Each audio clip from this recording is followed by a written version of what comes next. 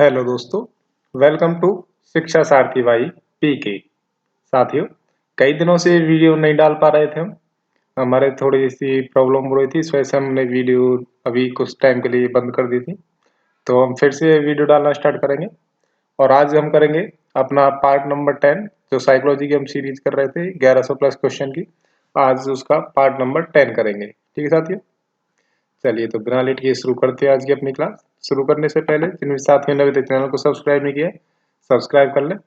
यहाँ से आपकी सीटेट और टीचिंग से रिलेटेड जितने भी एग्जाम्स होते हैं जिनमें साइकोलॉजी आती है, उनकी प्रिपरेशन आपकी अच्छी तरीके से हो सकती है। ठीक है साथ, चलिए शुरू करते हैं आज की अपनी क्लास। आज का पहला क्वेश्चन है हमारा क्वेश्चन नंबर 451। 450 तक हम कंप्लीट कर चुके हैं, आज हम 451 से स्टार्ट करेंगे। देखिए क्वेश्चन क्या है। शिक्षार्थियों में बहुत विभिन्नताएं होती हैं। इनमें से किसने किसके कितने लिए शिक्षक को संवेदनशील होने की आवश्यकता है। पहला है आपका संज्ञानात्मक क्षमताओं और सीखने के स्तरों पर आधारित विभिन्नताएं।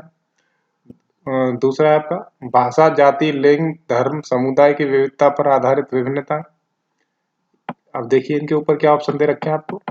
नीचे दिए गए कूट के आधार पर उत्तर चुनिए। केवल एक, ना तो एक और ना ही दो।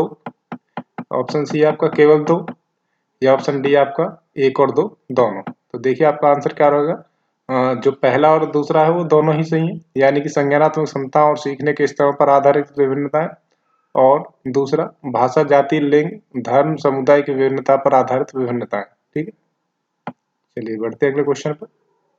क्वेश्चन नंबर 452 है आपके सामने। विशेष रूप से जरूरतमंद बच्चों की शिक्षा का प्रबंध होना चाहिए। ए, दूसरे सामान्य बच्चों के साथ।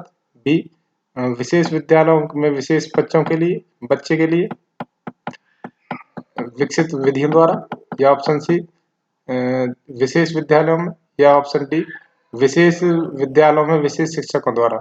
तो देखिए साथियों, ये हमारा जो आपने पढ़ा होगा समेकित शिक्षा, इसमें क्या है, सभी बच्चों को एक साथ लाने की जो प्रयास हैं वो किए जा रहे हैं। चाहे बच्चों की जो भी प्रॉब्लम्स है उनको एक एक कक्षा में रखा जाए, ताकि बच्चे एक दूसरे से अलगाव अलगाव महसूस ना करें। ठीक है, इसलिए आपका ऑप्शन नंबर ए बिल्कुल सही है, दूसरे सामान्य बच्चों के साथ। ठीक है, उन्हीं के साथ उन्हें पढ़ाया जाए। क्वेश्चन नंबर 453 है आपके सामने। प्रभावी और स्थायी शिक्षा ग्रहण करने के लिए विद्यार्थियों के पास होना चाहिए। ऑप्शन ए है आपका केवल शिक्षा प्राप्त करने के अवसर। ऑप्शन बी है योग्यता और प्रेरणा का वांछित स्तर। ऑप्शन सी है केवल उपयुक्त बौद्धिक स्तर। ऑप्शन डी है केवल सीखने की योग्यता है। देखिए साथियों, जब भी आप एग्जाम में बैठे और जहां पर भी आपको प्रेरणा, अभिप्रेरणा या प्रेरणा से संबंधित कोई भी ऑप्शन दिखे, तो उस पर ज्यादा फोकस करके देखना। ठीक है, अक्सर जो अभिप्रेरणा और प्रेरणा से रिलेटेड जितने भी आंसर्स होते हैं, उन पे उन्हीं को आंसर्स में ज्यादा उपयुक्तता मानी जाती है। अब क्वेश्चन डिपेंड करता है वो आपसे किस सेंस में पूछना चाह रहा है। ठीक है, तो यहाँ पर आपका आंसर रहेगा ऑप्शन बी, योग्यता और अभिप्रेरणा का वांछित स्तर। ठीक है, क्वेश्चन नंबर 454 है आपके सामने। क्रियात्मक अनुसंधानकर्ता के लिए आवश्यक होता है। ऑप्शन ए विषय का स्वामित्व होना। ऑप्शन बी समस्या का बोध देना। ऑप्शन सी समस्या से संबंधित होना, या ऑप्शन डी अपेक्षित शैक्षिक योग्यता होना। तो देखिए जो आज का ऑप्शन नंबर डी है, अपेक्षित शैक्षिक योग्यता होना, ये सबसे महत्वपूर्ण है। ठीक है, ऑप्शन नंबर डी बिल्कुल सही है। क्वेश्चन नंबर 455 है आपके सामने।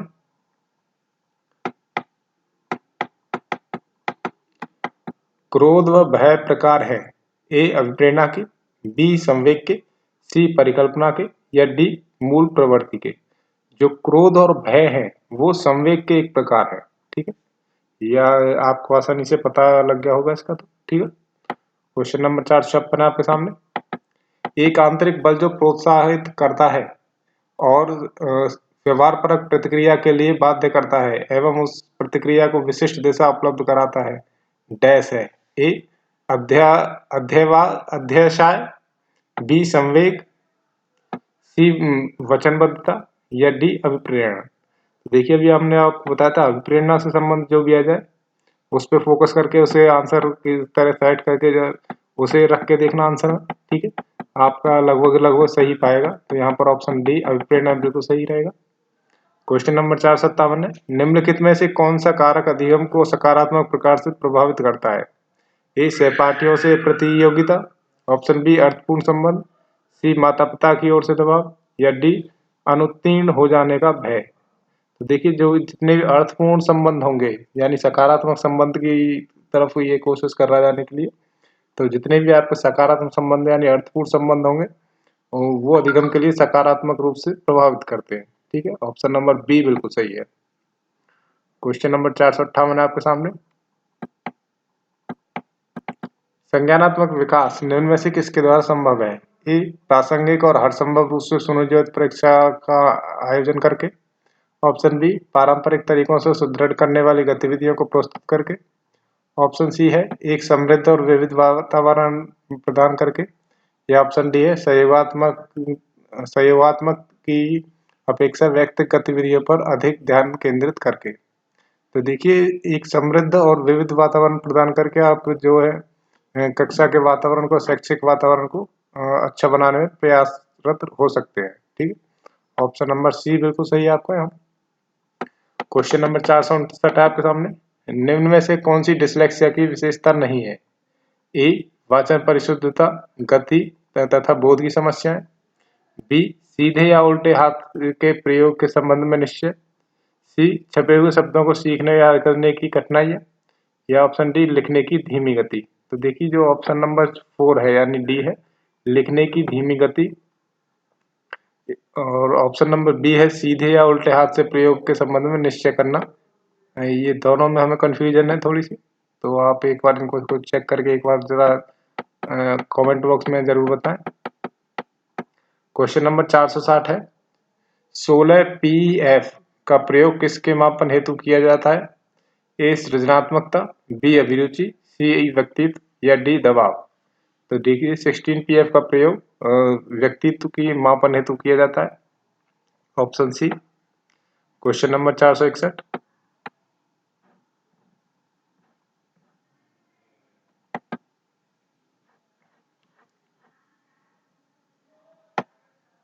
निम्नलिखित में से कौन सा भूलने का कारण नहीं है? ए मानसिक द्वंद, बी पुनरावृत्ति का अभाव, सी सीखने की मात्रा, या डी शिक्षक की योग्यता। देखिए इसका आंसर क्या है? ऑप्शन नंबर डी यानी शिक्षक की योग्यता। क्वेश्चन नंबर 462, बुद्धि लब्धि संप्रत्यय विकसित किया? ए कैटल ने, बी टर्मन ने, सी बिने ने, या डी रीड ने। तो ये किया था टर्मन ने, ये हम आपको साइकोलॉजिस्ट की जो सीरीज कराई थी उसमें करा चुके हैं, टर्मन ने, ठीक है। क्वेश्चन नंबर 463 है, ग्रंथियों के आधार पर व्यक्तित्व के विभिन्न प्रकारों की चर्चा किसने की है? ए क्रेसमर ने, बी यूंग ने, सी कैनन ने, या डी स्प्रेंजर ने। तो किसने की? ये किया आपकी यूंग महोदय ने, ठीक है। Option B Jung. Question number 469 है, प्राय लड़कियां गणित में कमजोर होती हैं। तो देखिए इसका तो हमें ऑप्शन पढ़ने की जरूरत नहीं, जहां पर लड़का या लड़की के लिए अलग से बोला जाए तो वो लैंगिक पूर्वाग्रह से आधारित धारणा होती है, ठीक है। तो इसमें ऑप्शन नंबर बी बिल्कुल सही है, लैंगिक पूर्वाग्रह पर आधारित धारणा। क्वेश्चन नंबर 465 है, निम्न में से कौन क्रिया प्रसूत अनुबंधन के मूल मंतव्य का वर्णन करता है? ए उपयुक्त परिस्थितियों में कोई प्राणी कोई भी अनुक्रिया करना सीख सकता है, ऑप्शन बी प्राणी उन अनुक्रियाओं को निर्गत करना सीख लेते हैं जो उनके लिए अधिकतम लाभकारक हो, ऑप्शन सी व्यवहारों का रूपांकन कर उनके अपने परिणामों द्वारा होता है, या ऑप्शन डी व्यक्ति केवल तभी सीखते हैं जब वे सीखना चाहते हैं। तो देखिए यहाँ पर ऑप्शन नंबर बी बिल्कुल सही है, प्राणी उन अनुक्रियाओं को निर्गत करना सीख लेते हैं जो उनके लिए अधिकतम लाभकारक होती हैं। ये मानव स्वभाव का एक कारक होता है, ठीक है। क्वेश्चन नंबर 466, कोई भी प्रायोगिक संक्रिया जिसके किसी प्रक्रिया से घटित होने की संभाव्यता बढ़ जाती है को कहते हैं? ए प्रबलन, बी संकेत, सी आवश्यकता, या डी प्रणोदन। तो इसे कहते हैं प्रबलन, यानी वो उससे सीखने के लिए प्रबल हो रहा है, ठीक है, प्रबलन। Option A. क्वेश्चन नंबर 468, विशेष रूप से प्राथमिक स्तर पर विद्यार्थियों को सीखने संबंधी समस्याओं को संबोधित करने का सबसे बेहतर तरीका है। ए, अक्षमता के अनुरूप विभिन्न प्रशिक्षण पद्धतियों का प्रयोग करना। बी, महंगी और चमकदार सहायक सामग्री का प्रयोग करना। ऑप्शन सी, सरल और रोचक सहायक सामग्री का प्रयोग करना। या ऑप्शन डी, कहानी कथन पद्धति का प्रयोग करना। देखिए प्राथमिक स्तर पर पूछा है तो देखिए यहाँ पर क्या है, अक्षमता के अनुरूप विभिन्न शिक्षण पद्धतियों का प्रयोग किया जा सकता है। ठीक है, ऑप्शन ए। क्वेश्चन नंबर 468 है, शिशु का अधिकांश व्यवहार आधारित होता है मूल प्रवृत्तियों पर। बी, नैतिकता पर। सी, वास्तविकता पर। या डी, ध्यान पर। तो शिशु होता है वो इतना छोटा होता है कि जो उसकी जितनी भी व्यवहार और जितनी भी गतिविधियां होती हैं मूल प्रवृत्ति पर आधारित होती हैं। ठीक है, ऑप्शन ए। क्वेश्चन नंबर 469 है, अभिप्रेरण के स्रोत कौन से हैं? अभिप्रेरण के स्रोत कौन कौन से हैं? आवश्यकता, चालक, प्रेरक और इच्छा। तो देखिए अभिप्रेरण के स्रोत कौन कौन से हैं? तो आवश्यकता यहाँ पर आंसर रहेगा आपका। क्वेश्चन नंबर 470, निम्न में से कौन सा युग्म सही नहीं है? ए, सीखने का उद्दीपक अनुक्रिया सिद्धांत थॉर्नडाइक द्वारा दिया गया। बी, सीखने का क्रिया प्रसूत अनुबंधन का सिद्धांत स्किनर द्वारा दिया गया। सी, सीखने का क्लासिकल सिद्धांत पेवलोव द्वारा दिया गया। या ऑप्शन डी, सीखने का समग्र सिद्धांत हल द्वारा दिया गया। तो देखिए इसमें कौन सा ऑप्शन सही है आपके अनुसार?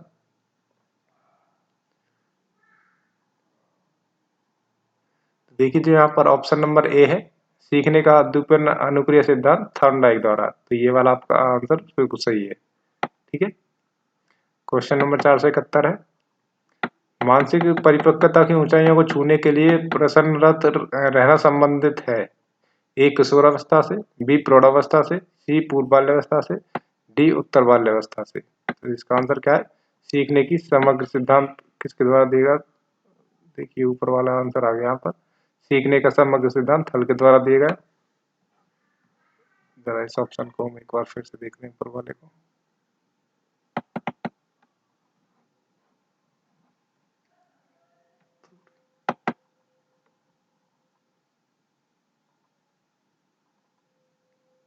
देखिए मानसिक परिपक्वता की ऊंचाइयों को छूने के लिए प्रयत्नरत रहना संबंधित है। तो देखिए यहाँ पर क्या है, आपका ऑप्शन नंबर ए बिल्कुल सही रहेगा, यानी किशोरावस्था में। ठीक है, किशोरावस्था से मानसिक परिपक्वता की ऊंचाइयों को छूने के लिए प्रयत्नरत रहना चाहिए। ठीक है, ऑप्शन ए। चलिए 472 है आपके सामने, बाल मनोविज्ञान के आधार पर कौन सा कथन सर्वोत्तम है? सारे बच्चे एक जैसे होते हैं, कुछ बच्चे एक जैसे होते हैं। सी, कुछ बच्चे विशिष्ट होते हैं।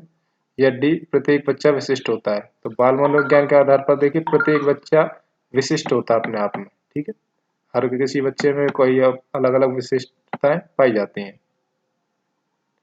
क्वेश्चन नंबर 473, चिंतन प्रारंभ होने के लिए क्या आवश्यक है? पूर्वानुभव, बी, भाषा, सी, तर्क या डी, समस्या। तो देखिए समस्या सबसे जरूरी होती है, तभी किसी चीज की स्टार्टिंग होती है, तभी इस पर सोच विचार शुरू किया जाता है।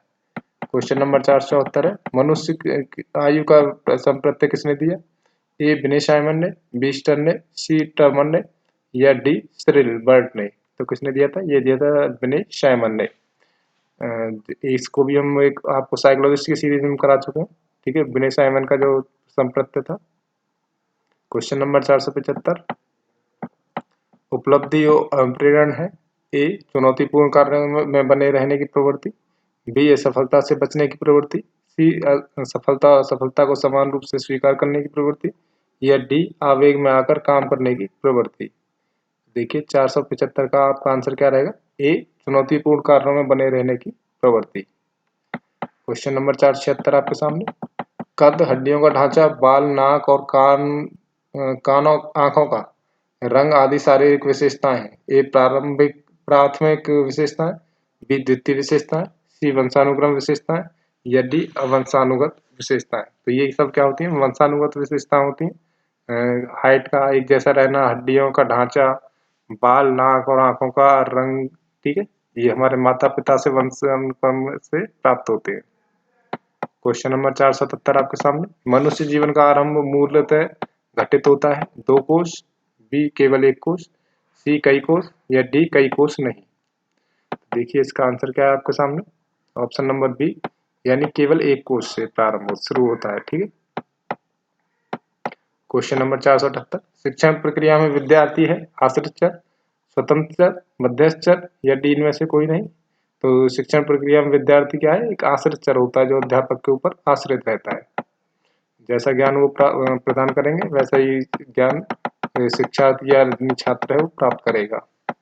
क्वेश्चन नंबर 479, एक प्रमाणीकृत पठन प्रक्रिया परीक्षण लेने के लिए 5वीं कक्षा के प्रस्तुत करने में शिक्षक को अधिकाधिक परामर्श दिया जाता है कि एक बच्चों को बोलना कि परीक्षण बहुत महत्वपूर्ण है तथा वह उनमें अच्छा प्रदर्शन करेगा, या बी पूर्ववर्ती परीक्षा में प्रधान प्रश्नों को चिन्हित करना एवं छात्रों को उनके उत्तर देने की अनुमति देना, या सी निम्न कोटि के पाठकों को प्रशिक्षण देना ताकि कक्षा में विशेष बच्चे किसी भी तरीके से अच्छा करें, या ऑप्शन डी परीक्षण में आने वाले समान प्रकार के प्रश्नों को उत्तर देने के लिए छात्रों को अभ्यास कराना।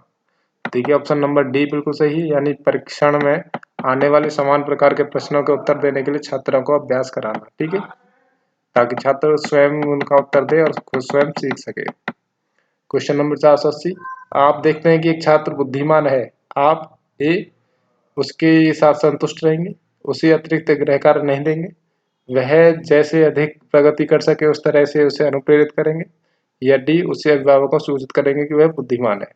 तो देखिए जो ऑप्शन नंबर सी है वह बिल्कुल सही है, वह जैसे अधिक प्रगति कर सके उसे उसी तरीके से अभिप्रेरित करेंगे। ठीक है। क्वेश्चन नंबर 481 आपके सामने, यदि कुछ विद्यार्थी कक्षा में अध्ययन की वृत्ति में नहीं है तो आप क्या करेंगे, ए उन्हें अध्ययन के लिए बाध्य करेंगे, बी उन विद्यार्थियों को कक्षा छोड़ने के लिए कहेंगे, उन्हें चेतावनी देंगे कि अवश्य अध्ययन करें, नहीं तो आप प्रधानाध्यापक को सूचित कर देंगे, या ऑप्शन डी उन्हें उनकी रुचि अथवा आप अपने विषय के अनुसार रुचिपूर्ण चीजें बताएंगे। तो ऑप्शन नंबर डी बिल्कुल सही है। ठीक है, बेशक आप क्लास में जैसे भी करें लेकिन जो पेपर में करना है वो आपको ऑप्शन नंबर डी ही करना है। ठीक है, ऐसे एक प्रश्न हर बार पेपर में पूछे जाते हैं। क्वेश्चन नंबर 482, पृथक पृथक समजाति समूहों के व्यक्तियों के प्रति बच्चों की अभिवृत्ति साधारणतः आधारित होती हैं, ए उनके अभिभावकों की चित्तवृत्ति पर, बी उनमें समकक्षियों की अभिवृत्ति पर, ऑप्शन सी दूरदर्शन के प्रभाव पर, ऑप्शन डी उनके सहोदरों की अभिवृत्ति पर। तो देखिए इसका ऑप्शन नंबर ए बिल्कुल सही है, उनके अभिभावकों की चित्तवृत्ति पर। ठीक है। क्वेश्चन नंबर 483 है, समायोजन से तात्पर्य स्वयं का विभिन्न परिस्थितियों के अनुकूलन करना है ताकि संतुष्ट किया जा सके, ए दूसरों को, बी प्रेरकों को, सी उद्देश्यों को, या डी आवश्यकताओं को। तो देखिए ऑप्शन नंबर डी बिल्कुल सही है, यानी कि आवश्यकताओं को संतुष्ट किया जा सके। ठीक है, option number D. Question number 484, बच्चों को अपने अध्ययन के प्रयास करने हेतु प्रोत्साहित करने के लिए शिक्षकों को डैश की आवश्यकता होती है, ए बच्चों को नियंत्रित करने की, बी अन्य बच्चों के साथ तुलना करना, सी बच्चों को प्रेरित करना, या डी बच्चों को डांटना। देखिए प्रेरणा हमने पहले बताया, जहाँ पे बच्चों को प्रेरणा देने का काम है वो सबसे सर्वोपरि रहेगा, तो बच्चों को प्रेरित करना है। ठीक है। क्वेश्चन नंबर 450, विकास के संदर्भ में निम्न में से कौन सा कथन सत्य नहीं है, ए विकास की प्रत्येक अवस्था में अपने खतरे होते हैं, बिल्कुल सही है, विकास उकसाने या बढ़ावा देने से नहीं होता है, ऑप्शन सी विकास संस्कृति परिवर्तनों से प्रभावित होता है, या डी विकास की प्रत्येक अवस्था में अपनी विशेषताएं होती हैं। तो देखिए क्या आंसर है 485 का, ऑप्शन बी यानी विकास उकसावे या बढ़ावे देने से प्रभावित नहीं होता, तो इससे भी वो बढ़ता है। ठीक है, उकसावे और बढ़ावा देने से। क्वेश्चन नंबर 486 आपके सामने, बुद्धि एवं सृजनात्मकता में किस प्रकार का सहसंबंध पाया जाता है, ए धनात्मक, बी ऋणात्मक, सी शून्य, या डी ये सभी। तो बुद्धि एवं सृजनात्मकता में धनात्मक जो संबंध है वो पाया जाता है, option number A. Question number 487 आपके सामने, चिंतन मानसिक क्रिया का डैश पहलू है, ए ज्ञानात्मक, बी भावात्मक, सी क्रियात्मक या डी इनमें से कोई नहीं। तो चिंतन क्या है? चिंतनिक,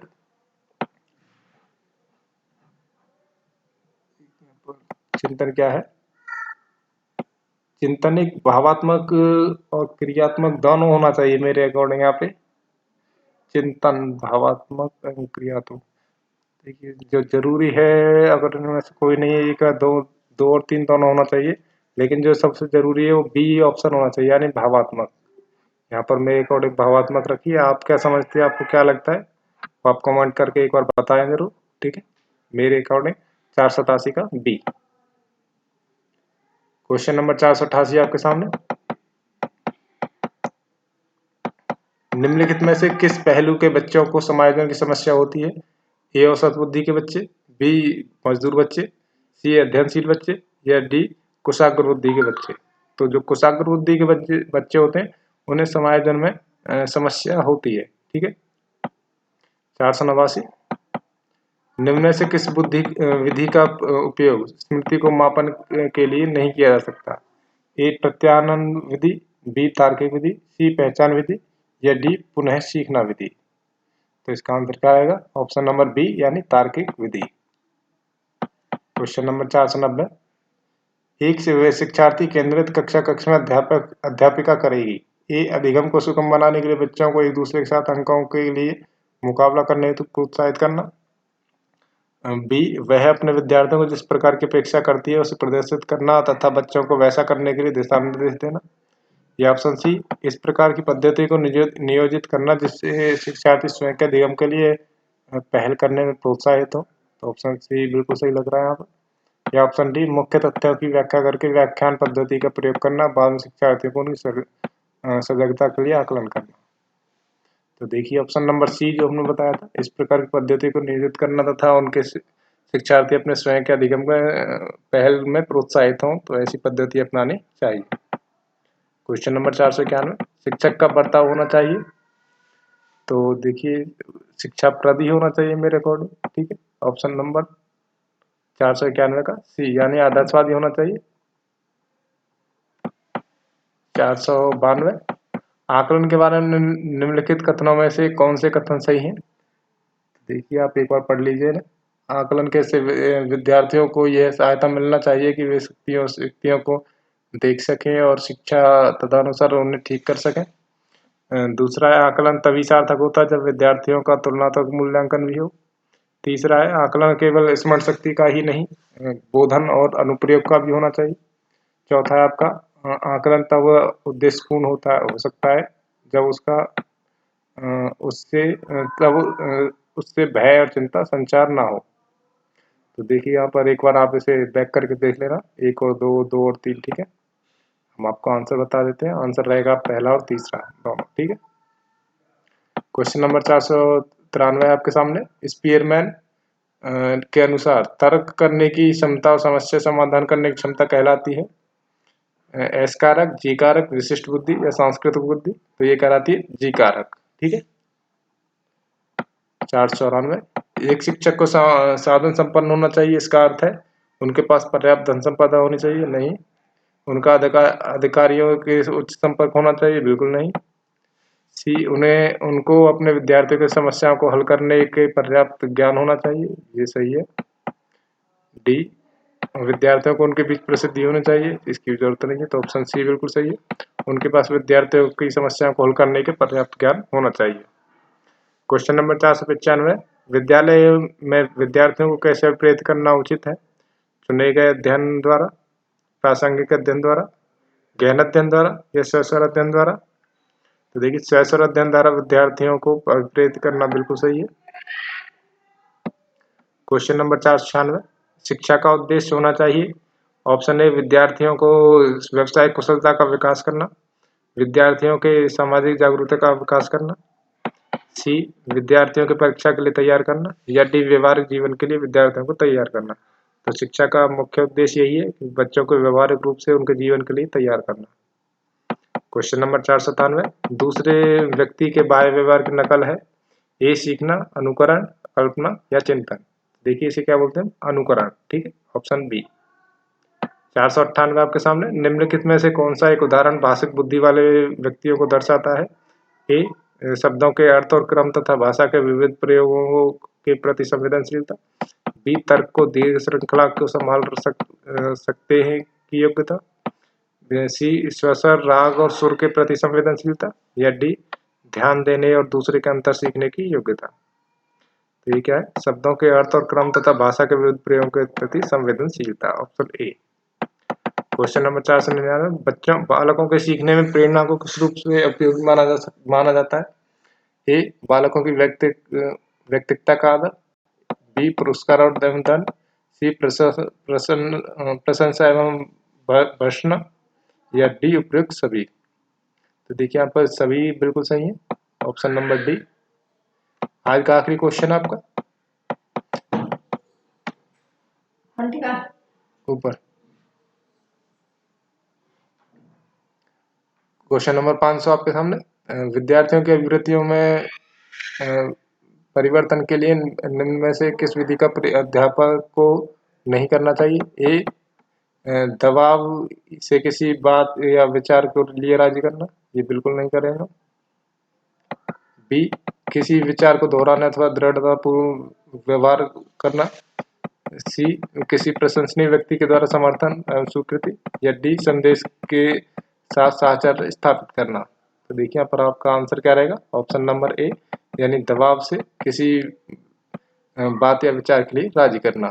ठीक साथियों, तो साथियों ये थे हमारे आज के 50 क्वेश्चन। ठीक है, ये आपको कैसे लगे, आपको अच्छे लगे हैं? हाँ, जैसे भी लगे, जो भी आपको कमी लगी हैं तो आप कमेंट करके जरूर बताएं। और जो प्रश्न हमने आपको इसमें बीच में दिए थे उनके भी आंसर आप कमेंट करके जरूर बताएं। ठीक साथी, तो मिलेंगे अगली वीडियो में, तब तक के लिए थैंक यू एंड बाय।